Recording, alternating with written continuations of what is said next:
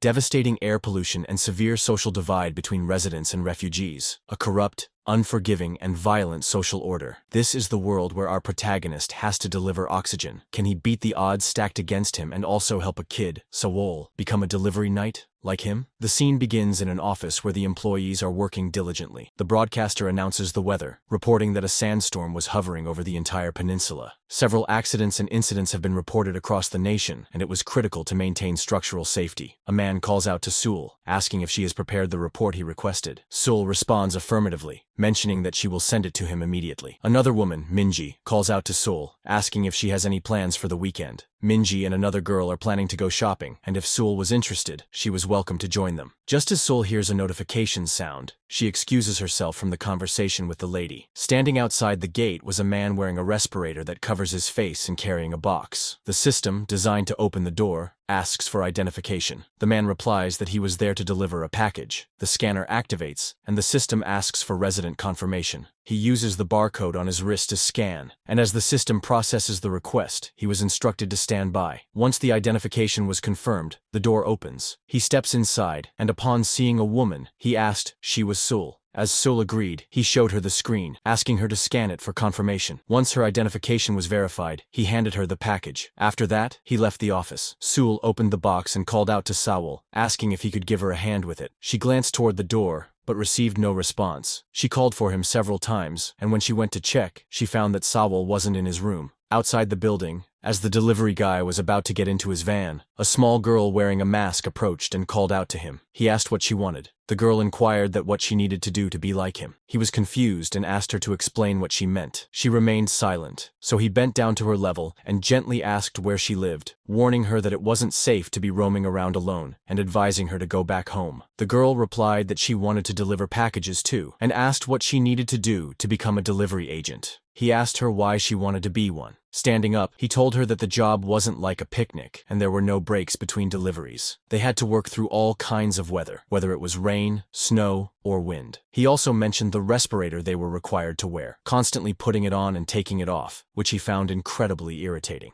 Just then, the delivery boy stopped a knife that was thrown toward him. The girl was shocked to see it. A group of armed men wearing respirators approached. Their leader, a chubby man, ordered the delivery boy to leave the truck and get out of there without causing trouble. He revealed that he had already killed 10 delivery agents across 4 districts. Casually, the delivery boy teased, claiming that he was trembling in fear, but he still had all those packages to deliver. He asked if they planned to deliver them for him if he left the truck. The man laughed and said that the packages wouldn't reach their correct addresses if he left. The delivery boy replied that it wouldn't be fine, as he would get in trouble with his boss if the packages were delivered to the wrong addresses. He argued that being in trouble was better than dying. The man stated that he wasn't trying to take innocent lives, and told the delivery boy to leave the truck while he was asking kindly. He reminded the boy to keep in mind that he had already killed 10 delivery agents across 4 districts. The delivery boy sarcastically remarked that the man expected him to believe that he didn't want to kill anyone, looking the way he did. With that, the delivery boy used his leg to send the knife flying into the air, then kicked it toward the group, saying that even a small child wouldn't take them seriously. The girl was surprised and wondered if she was supposed to laugh. The knife struck the man's oxygen tank, causing it to leak. The delivery boy commented that the man was responsible for killing 10 agents in 4 districts, and then challenged them to fight him. The man ordered his group to kill the delivery boy, and they all rushed to attack him at once.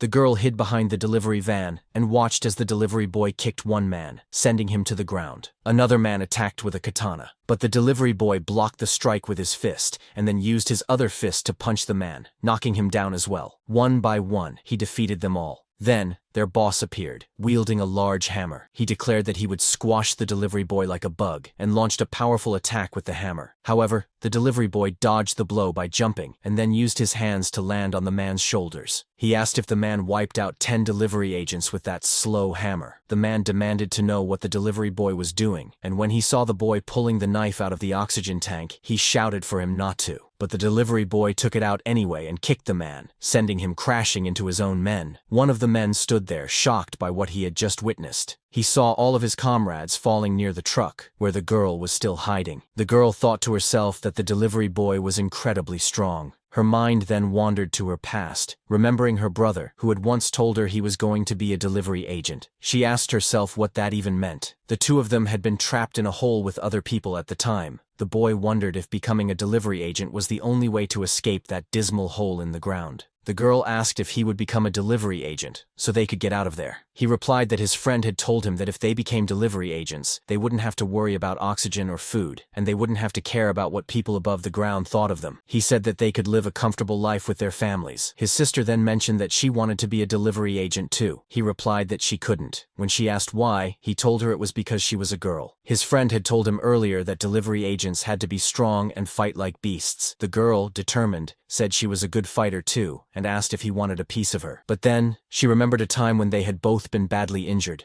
blood oozing from their heads. She called out to her brother, begging him to wake up and open his eyes, but he was too far gone to respond. Suddenly, a corpse was thrown over them, adding to the pile of bodies around them. The girl remembered how her brother had promised earlier that he would take care of her by becoming a delivery agent, and that together they would live a comfortable life. People came to collect the bodies to burn them all. The girl became emotional as she remembered everything. Tears welled up in her eyes, and she tried to wipe them away, but a respirator made it difficult. The leader of the bad guys saw her distress, and seizing her shouted for the delivery boy to stop. The girl begged him to let her go, but the man ignored her, threatening the delivery boy that if he moved even an inch, he would kill her. He said he was just going to take his truck and leave quietly, so the boy should stay put. As the delivery boy took a step forward, the man ordered him to stop, warning that if he didn't, the girl would die. The delivery boy replied that he didn't understand why the man thought this would work on him, and wondered why he should care whether the little girl lived or died. The man explained that it was the job of the delivery boy to protect the residents. The delivery boy agreed that protecting the residents was his duty, but he still wasn't backing down. The man then checked the girl's hand and noticed that her resident barcode was missing.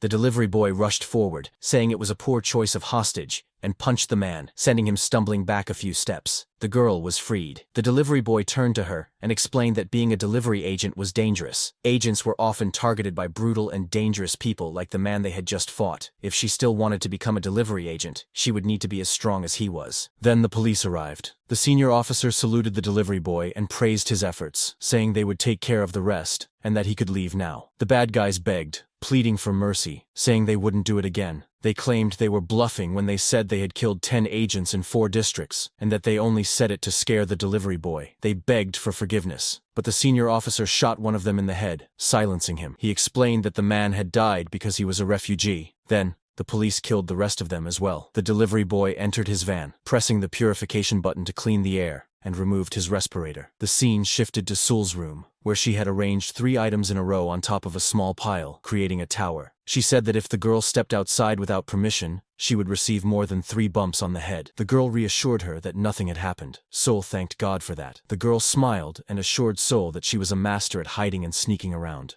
Sawol sighed, asking why the girl was so curious about what was outside. The girl admitted it was because she was curious. Sawol asked her to promise that she wouldn't sneak out again without permission. The girl replied that she wasn't a baby anymore, then reluctantly promised, mumbling that promises were meant to be broken. Sawol smacked her on the head, adding 4 bumps, and then sternly told her to stop it. She wasn't kidding. Sawol warned her that if anyone found out they were living like this, they'd both be doomed. The girl reluctantly agreed, saying she would stay inside. The night passed uneventfully, and the next morning, the delivery boy met a man named Daegu Shin. He scanned his identification, and once it was approved, Daegu received his package. Daegu mentioned he had a package that needed to be sent out. He handed it to the delivery boy, who asked if Daegu had written down the recipient's name and address. Daegu confirmed that he had. The delivery boy reassured him that the package would be delivered by the next day. As Daegu thanked him, the delivery boy stepped outside with the package in hand. Daegu then turned toward a few people in his room and asked if everything was good. These men had captured his family, and the leader remarked that Daegu had done so well, convincing them that he was an actor. As promised, they released Daegyu's family, but they cautioned him to be careful, as they were about to hear something beautiful. Daegu had set the stage for them, so they were advised to pay close attention. Daegu apologized to his family for what had happened. The man then began counting down from 3 to 1, and the package in the delivery boy's hands exploded, as it contained a bomb. The man laughed as he heard the blast. The scene shifted to a small girl and boy, who were hiding and looking around. The boy remarked that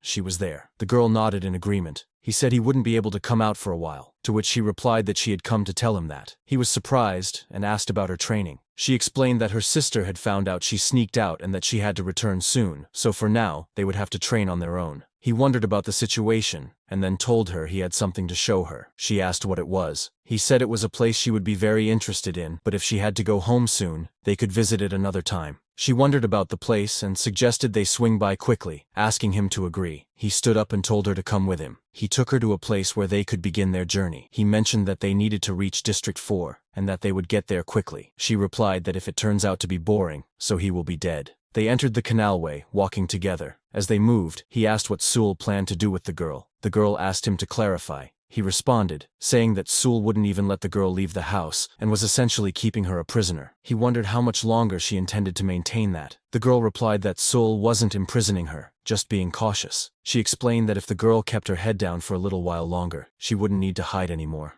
The boy then wondered if there was another way for a refugee to earn residency without becoming a delivery agent. The girl told him that Sawol wouldn't share that information, but she was sure Sawol had a plan. The boy suggested she tell Sawol that she was going to become a delivery agent, considering that was why they had been training together. The girl revealed that when she last discussed it with Sawol, she almost got killed. She explained that if the girl got the residency, she wouldn't train or become a delivery agent. The boy wondered aloud if he was on his own. The girl guessed that she could spar with him from time to time. He mentioned that he was very grateful. The scene shifted to a place where a fight between two men was ongoing. After taking a blow, one of the men fell to the ground. There were many spectators watching, some even placing bets on the outcome of the battle. The crowd cheered for both fighters, teasing the injured man for failing to dodge the attack. As the fallen fighter remained unable to stand, the referee declared the result. Kim, accompanied by a few others, was also present, and remarked that it was a total waste. A man approached Kim, commenting that he was here again. Kim nodded in agreement, saying that he was on his way back and that no one had caught his attention that day. The man urged Kim to calm down and suggested that he stick around for the final round.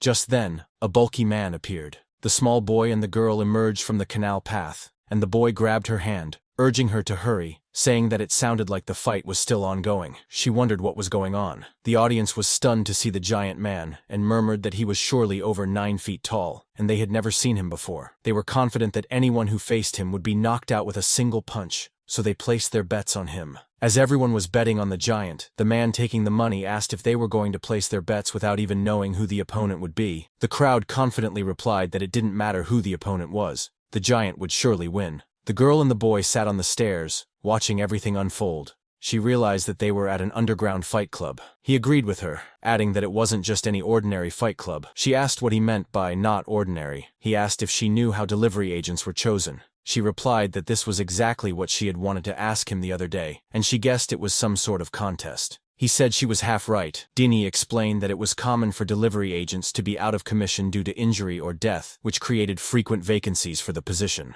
However, if contests were held for the position only after it became available, it would take a significant amount of time to promote the contest, gather enough contestants, and, most importantly, not all refugees would even hear about it. Even among the contestants, it would take more time to sift through the nobodies. From the delivery service provider's perspective, the process was a nuisance, since the position needed to be filled quickly. That's why they began using smaller fight clubs nationwide. Casting directors at each of these clubs would pre-select the best fighters in advance. When the position became available, the top-tier fighters would gather for the contest, and the winner would become the delivery agent. She wondered if, in a nutshell, that meant these were the preliminary rounds for the final contest. He agreed, saying that's exactly what they would have to go through. She remarked that it meant all those fighters were their rivals. The giant man shouted loudly, asking that who will be his opponent. The crowd was buzzing with excitement. The giant man declared that he didn't care who stepped up. He would crush them all. With trembling hands, a man wearing a cap raised his hand and said he had been standing there the whole time, and he was the one who would be his opponent. The scene shifts to Sawol's office, where she was on a call. She introduces herself, mentioning that she called a while back and asks if there are any updates on her inquiry. When she hears that the investigation was still ongoing, she acknowledges that she understands it's not easy, but insists that the person should hurry. After requesting more information, she ends the call, feeling a headache coming on. The scene then shifts to the District 5 warehouse, where the delivery supervisor, Dalsu Bey, learns about the explosion that morning. He was informed that the agent survived, but the stolen vehicle was still missing. Dalsu asks the man if they couldn't simply track the vehicle using the location tracker. The man replies that the tracker has been removed. Dalsu pauses and asks if the thieves knew where the tracker was located. The man confirms that they did. Dalsu notes that things are getting messy and wonders when the injured agent will be back to work. The man replies that he doesn't think the injured agent will return. Dalsu was surprised and asks why. The man explains that although the delivery agent survived, his injuries were severe, and more importantly, his right hand was amputated. Dalsu guesses that the explosion must have been severe enough to cause such damage. The man clarifies that the amputation wasn't due to the explosion, and they suspect the culprits cut off his hand and took it with them. Dalsu was shocked to hear this. The scene shifts back to the fight, where the giant man stands in front of his terrified opponent. The giant man wonders aloud if he really has to fight him. It's one thing to look down at him, but pushing him to fight was crossing the line. One man comments that it seems the giant man was getting angry. Another person questions why such a scrawny guy would even be put up against him. A man asks Kim what he thinks, and Kim replies that he's seen the giant man up close. He notes that the opponent was so small, but he's certain the giant man will prove himself in this match. The referee steps in and says it seems there's been a misunderstanding. The giant man removes the opponent's hat, demanding to see his face. He flinches when he finally sees the man's face, feeling a chill run down his spine. One man comments that the face was fierce as hell, while another laughs, saying that it even scared the giant guy. In a fit of anger, the giant man punches his opponent, sending him crashing into the ground. He warns him not to make him scared. As the floor cracks under the impact, Sawol's sister and the boy with her watch in shock. She comments that the floor has broken and wonders if they really have to fight against people like that. The boy responds that they will have to train like hell from that day forward. She then wonders if the giant man's opponent has passed out, as he wasn't moving. The giant man muttered that he let his rage get the best of him. The referee shouted at him, reprimanding him for knocking out his opponent before the match even started. The giant man apologized, but explained that his opponent's face was just begging for it. The crowd wondered if the opponent was already out, and if the match was over. Kim told a man beside him that the giant was losing his touch and wasn't the right candidate. The man urged Kim to wait and watch. To everyone's surprise, the giant man's opponent got up, leaving the girl in shock. Blood poured from the man's head as he apologized to the giant, explaining that his face had been offensive. The giant man flinched and yelled at the referee to blow the whistle and officially start the match. As soon as the match began, the giant man charged, vowing to pop his opponent's eyeballs out of his skull. But the smaller man dodged the attack, infuriating the giant. In a fit of rage, the giant grabbed his opponent by the collar and slammed him to the ground again, causing the man to cough up blood. Without hesitation, the giant man punched him. The scene shifts to Sawol, who was working when she heard the doorbell. She wondered if it was a package. She then logged out of her VR headset and appeared in her room. Approaching the door, she asked who was there. The person on the other side replied that it was a delivery. The scanner requested the resident confirmation protocol, and as the man showed his scanner, it was scanned, causing the door to open. Sawol was shocked to see 3 men standing there, one of whom was holding a severed hand and telling Sawol that she had a package. The scene then shifts back to the fight, where the giant man continued to beat his opponent mercilessly. As the 2 kids closed their eyes, the girl remarked that it was so cruel, and the boy replied that it was all over. A man approached from behind, lifting them up, and asked how they had gotten there, saying there was no place for children like them. He was taking both of them out of the area. The giant man struck his opponent, sending him crashing into the wall, and remarked that it felt so good. Kim told the man next to him that he wasn't sure what the man was trying to show, but it seemed like it was over now. The opponent was so strong, and it looked like they had found themselves a decent man. The man replied that he had given that man a nickname. It must have been a couple of weeks ago when they first met. He had gone to collect from someone who was overdue for payment for ages, and if she didn't pay, he was ready to take her corpse instead. That's when the other person stepped in. At first, they were a bit intimidated by his mean face, but after a few punches, they realized he was a nobody, so they started to go after him, just enough to keep him alive. They let his fierce face get the better of them, and they beat him out of embarrassment. But then the giant man kept getting back up, no matter how much they beat him. As the people continued to talk, the small girl and boy wondered what was going on. The man continued, saying that his boys had laughed at the person, but after a while, their faces turned pale. As he stood there watching the battered man, he could only think of one thing: it's the freaking zombie. The giant man wondered how the person was still alive, after he had pummeled him so mercilessly. The audience was growing excited, commenting that the man could seriously take a punch. It was such a dramatic scene that they urged him to show what he had left. The man beside Kim continued, saying that even though the giant man seemed like a zombie, he was too nice and too much of a coward to bite anyone, even after being beaten to a pulp like that. Kim needed to stimulate his senses a little more. The man then called out to the zombie by asking how much longer he was going to be knocked around. He said the zombie needed to pay for his death, get rich, and take care of his mother. The zombie apologized in advance, saying that he thought he was going to hurt the giant man, and he felt sorry for it. The man grew angry and prepared to attack him. Meanwhile, the two kids were thrown out of the scene. The boy remarked that there was no need for them to be tossed aside like that. The girl, brushing off her clothes, stood up and told the boy they should leave. Her sister might notice she was missing. Just then, she bumped into someone and stumbled backward, quickly apologizing. She was shocked to see a police officer standing in front of her. The girl recalled her first memory, the sensation of soil falling on her forehead, and the dark ceiling lit only by a small lamp. She heard the sound of air leaking, and saw her mother's sad face as she tried to feed her, even though there was barely any milk. She then remembered the first time she saw sunlight, surrounded by a chaotic scene, as her mother held her tightly and ran. That morning, sunlight leaked through the gap between her face and the respirator that was too large for her. Suddenly, she saw her mother shot by the police. The scene shifted to another place, where she was lying on the ground, staring at yet another dark ceiling, with soil falling on her forehead. She could still hear the sound of air leaking. Despite the familiarity of the sensation, she opened her eyes and realized she was in an unknown place, separated from her mother. The people around her cared for her, as though she were their own family. A boy, who had a scar on his face, treated her like a sister, and asked for her name.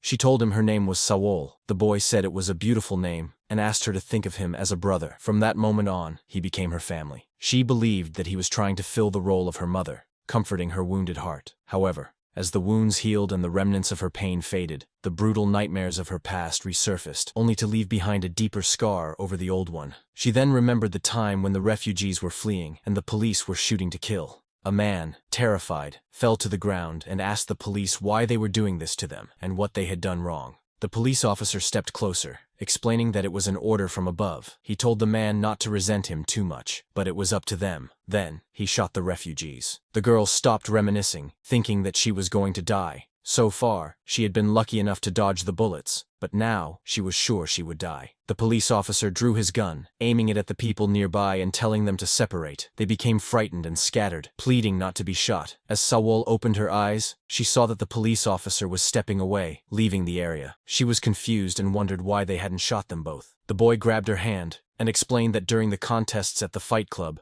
the refugees were temporarily allowed to move within a designated boundary. He asked how anyone would come to the fight club if they didn't put their lives on the line. She replied that he should have told her that earlier. Just then, a policeman stopped by, calling out to them. He remarked that, as refugees, their clothes were surprisingly nice. He mentioned that there were rumors about the residents secretly helping the refugees. Sawol remembered Sol's words. The policeman continued, saying that if it was discovered, both the refugee and the resident who provided aid would be shot on sight. As they moved forward, Sawol suddenly threw a stone, hitting him, and angrily demanded to know what was wrong and why they were threatening to kill them over something like that. The boy asked what she was doing. The policeman, pointing his gun at her, coldly remarked that it was a nasty way to express a death wish. The scene shifted to Sol's house, where she was tied to a chair, thinking that Sawol had snuck out again. A man pointed a katana at her neck and asked what she was looking at. He reminded her that when the delivery agents arrived, all she had to do was hand over the box that was placed there. He instructed her to act natural and give it to him as if it were an ordinary package.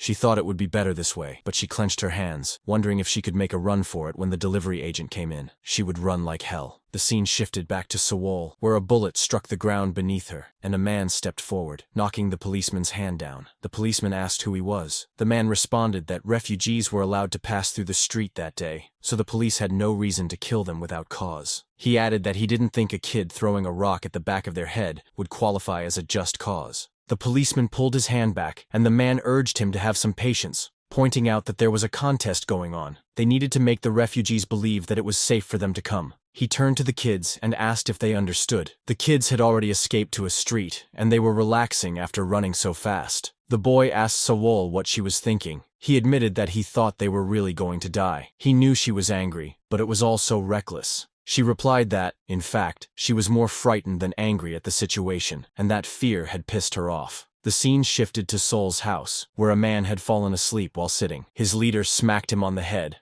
asking how he could doze off. The second man mumbled that it was so boring and wondered when the delivery agent would arrive. The first man replied that they wouldn't still be sitting there if they knew. Just then, someone knocked on the door. When Sawol entered, Sol was shocked to see her. The first man commented that it was excellent, though he was disappointed about not having a hostage. Sol urgently told Sawol to run away from there. A delivery boy dropped off a box at a house and then left with his truck.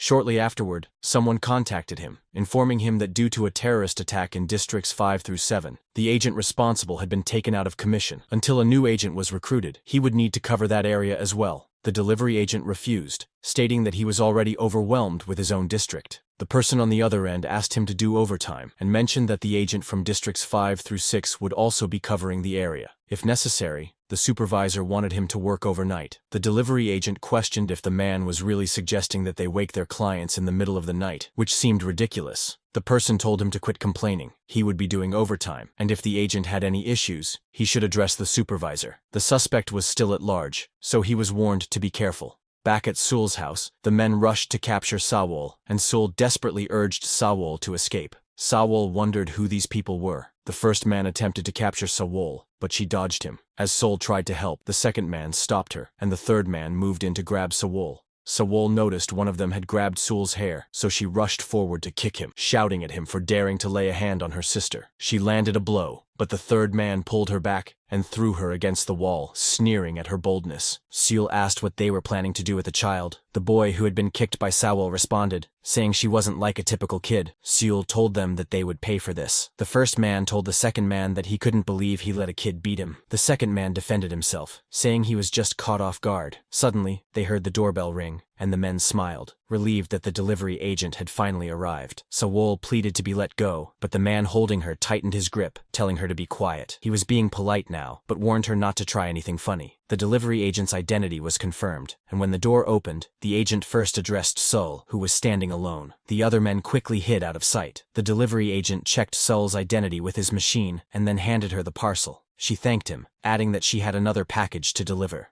As she grabbed the box, her gaze briefly flicked to the others hiding around her. She lifted another parcel and wondered what was inside and why it needed to be handed off to the delivery agent. As Sewell handed the box to the agent, he asked if she had written down the name and address. She agreed. Sawol, still unsure of what was in the box, thought she needed to stop Sewell. Even though she didn't know the contents, she was certain those men were bad news. In a flash of desperation, Sawol bit the man's hand. It made a soft sound, but she hoped it would be enough to make him loosen his grip. The delivery agent, having noticed Sawol's bite, chose to ignore it and left, thinking perhaps it was her first time sending a package. Inside the house, the man threw Sawol against the wall, calling her an annoying brat. Sewell quickly rushed over to her, asking what those men were doing. She had done what they had asked after all. The man showed his hand, where Sawol had bitten him, and angrily asked if she thought of him as nothing more than a lump of meat. The second man looked at the first one, questioning if he didn't feel any shame for being bitten by a girl. The first man seethed with anger. The third man, sensing the tension escalating, intervened, saying it was enough and suggesting they leave the house. Sawol, still defiant, asked them what they had given the delivery agent and what was in the box. The third man approached her, speaking calmly. He explained that they might have been a little rough, but she had gotten the wrong impression of them. He then showed her his hand, revealing that they were refugees. He told her they couldn't send the package themselves. There was something they needed to send to a distant location,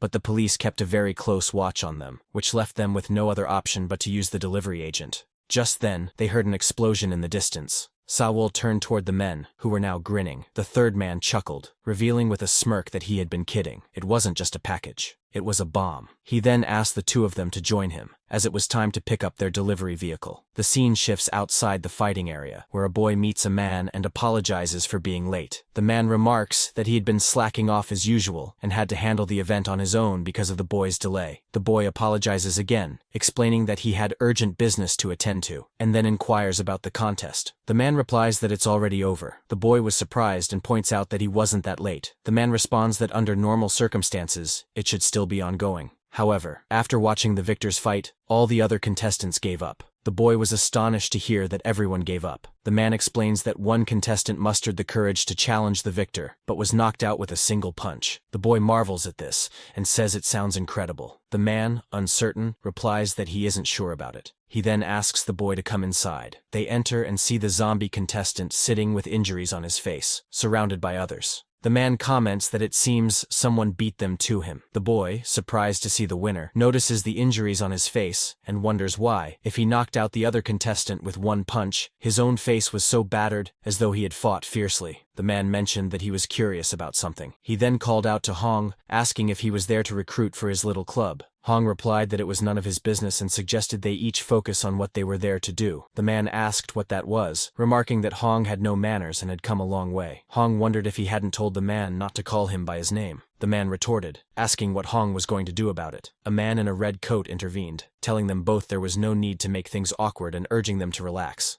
Hong, preparing to leave, asked if he wasn't to his liking, adding that he wasn't mean enough and that they didn't need good guys in his organization. The man in the red coat remarked on the zombie contestant's face. The boy then shook hands with the zombie contestant, introducing himself as Yu Jae-eun, the casting director from Daehan Delivery Services. He congratulated the contestant on his victory, mentioning he had heard how amazing he was. The zombie contestant glared at him and asked what he could do for him. Yu Jae, feeling a chill, replied that it was a proposal they made to all contest winners, and asked if he was interested in applying for the delivery agent assessment. The scene shifts to Sawol's house, where the bomb was planted outside. The three criminals rush out, mentioning that the bomb had gone off and the police would be there any minute, urging each other to hurry. However, they are shocked when the delivery truck explodes, and the agent was seen standing there. This unexpected turn leaves them stunned, wondering how it happened. One of them asks what they should do now, while the second suggests splitting up. The delivery agent, turning around, guesses that their overtime pay was coming out of their pockets. Inside the house, Sawol asked Sul if she knew there was a bomb in the box. Sul replied that she hadn't known for sure, but she had a vague idea of what might be inside.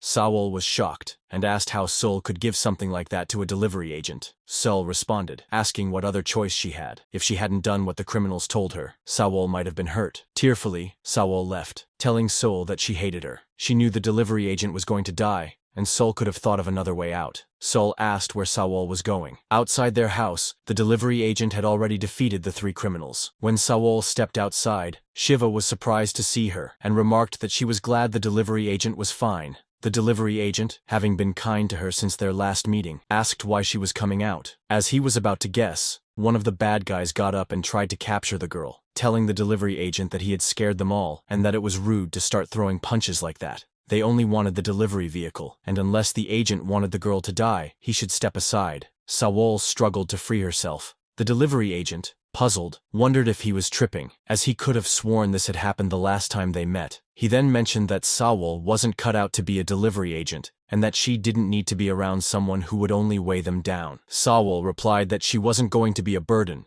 then kicked the man in the leg, causing him pain. The man, enraged, aimed to attack her with his katana, threatening to kill her. But Sawol stopped him by kicking him in the head, causing his mask to break and forcing him to stumble backward. The delivery agent, impressed, thought she was quite skilled. The man rolled in pain, clutching his eyes, and vowed to kill her. He then got up and lunged at her with the katana. Sawol, however, punched him in the belly. Despite the pain, he threw Sawol against the wall. He turned to attack her again, telling her that he had disliked her from the moment he first laid eyes on her, and should have killed her then. Now, he would finish the job. As the man tried to strike Sawol, the delivery agent intervened, knocking the man down. He turned to Sawol and said that her kick was better than her punch, then warned her not to close her eyes, or she might die. He asked if she lived there. Sawol hesitated, initially agreeing, but then quickly disagreed. He asked if Sul was her sister. Sawol clarified that she didn't live there. The delivery agent remarked that living with a refugee was a brave choice. Sawol reiterated that she didn't live there. The delivery agent asked Sawol to tell Sul that she had saved him. Sawol was confused by this request. As he opened the truck door to enter, Sawol asked what he meant. She reminded him that he had almost died because Sul had handed him a bomb. So shouldn't he blame Sul? How could he say she saved him? He agreed with her and explained that he was used to such situations. He then contacted his control room, informing them that he had apprehended the thieves of the service vehicle. It seemed like they were the same guys from the previous day, but he was fine. He told Sawol that her sister's poor acting wasn't entirely unrelated to this, although, in large part, it was thanks to his incredible animal instincts. The control room operator asked if the agent was injured. The delivery agent replied that his lifespan had likely shortened a bit more from the loud explosion. The operator congratulated him. Just then, the delivery agent noticed a man about to attack Sawol and cursed his late arrival. The scene shifts to the zombie contestant, who was staring at Yujay's business card, recalling that Yujay had asked if he was interested in applying for the delivery agent assessment. As luck would have it, there wasn't an assessment the next day, but if the contestant was interested, he should apply next time. The contestant reflected on the injuries to his face and was reminded to come back and apply when the assessment opened again. The man in the red coat, sitting nearby, asked what the zombie contestant was staring at, and if he was thinking of applying to be a delivery agent. He then told him to forget about it, as he couldn't possibly become a delivery agent with such a mean face. The clients would have heart attacks just from glimpsing his face when they received their packages. The zombie contestant replied that he would be wearing the respiratory mask, so that should be fine. The man remarked that it sounded like a joke, noting that 90% of the menacing look came from the zombie contestant's eyes. He added that even if the contestant wore the mask, they still wouldn't pick him after the interviews. He then asked if the zombie contestant wanted to bet on it. The man stood up and asked if the contestant would get tanned with a face like that. He was clearly born to be a monster. He mentioned that he would put in a good word for him with Hong, so the zombie contestant could work for him, make a living, and pay off his debt. The zombie contestant replied that he had already said he didn't want to be a criminal, but he entered the contest because, as the man mentioned, he had no other choice. He paused, adding that if the man leaned closer and asked what would happen if he kept pushing forward, despite drowning in debt. How could the zombie contestant afford to be picky with a job? The zombie contestant then suggested that the man take his winnings from the contest, and, once he became a delivery agent, he would pay off the rest. The man replied that they weren't going to hire him, and asked if the contestant thought he was lying. He paused, thought for a moment, and then said that it would be fine. He would give him a chance, knowing that delivery agents made a pretty penny. However, he added, the interest rate would double while the zombie contestant waited to become an agent. The zombie contestant became enraged, wondering what kind of nonsense that was, and he found the interest rate outrageous, even as it stood. The man then suggested he could go become a mobster, but he should understand that delivery agents were far more violent and dangerous than mere thugs. He added that he only hoped the zombie contestant wouldn't quit halfway. If he did, he would have no choice but to work for Hong. As the man left, he continued, saying that when that day came, the zombie contestant better not keep up with the foolish act. He might not be able to hurt him, but he reminded him that his mother was very much accessible to him.